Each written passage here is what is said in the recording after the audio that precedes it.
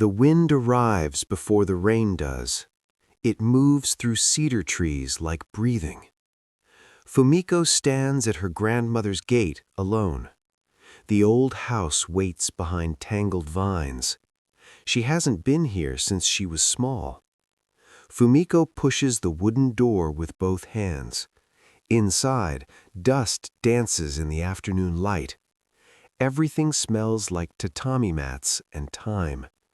A single cup sits on the low table, still filled with cold barley tea halfway. Fumiko touches the cup with trembling fingers gently. Someone was just here, she thinks quietly. Outside, the wind plays with her dark hair. Fumiko walks into the forest behind the house. Moss covers every stone like green velvet cloth. The trees lean toward her as she passes. Then she sees him, sitting on a stump. A boy dressed in faded summer clothing, alone. His name comes to her like forgotten music. Kaito, she whispers, though they've never met before. He looks up with eyes like morning fog. Fumiko's heart remembers something she never knew existed. The seasons begin to turn around them both. Autumn leaves fall in spirals between their silences. Kaito walks ahead, and Fumiko follows him carefully. He never speaks, but she understands him anyway. They sit together beneath the oldest cedar tree. Fumiko brings rice balls wrapped in bamboo leaves. Kaito never eats, but he always smiles softly. His presence feels like sunlight through closed curtains. Winter arrives with snow that whispers down gently. Fumiko sweeps the porch while Kaito watches nearby. She tells him about the city's endless noise, about forgetting how stars look in the sky. Kaito tilts his head like he's truly listening. The wind carries his laughter, or maybe memory. Fumiko realizes she hasn't felt lonely in weeks.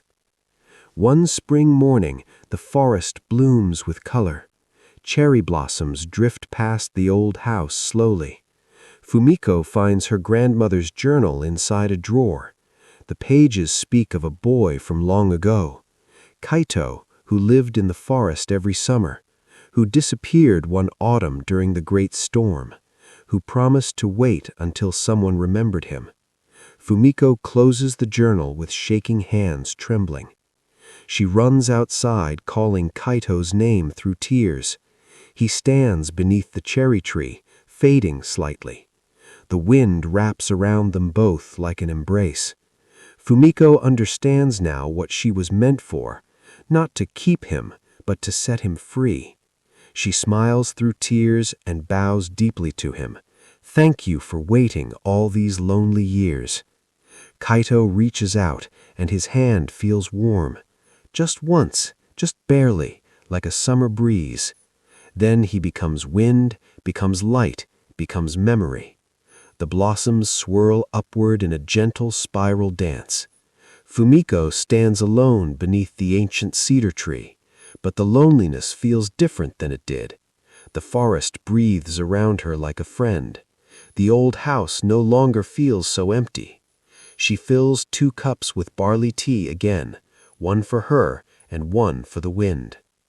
The seasons will continue turning without stopping, ever.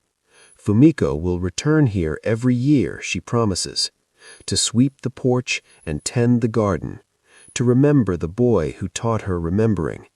The wind arrives before the rain does, always whispering. And sometimes in that sound she hears him, not gone, just changed into something gentle everywhere. She is not alone, and never was really.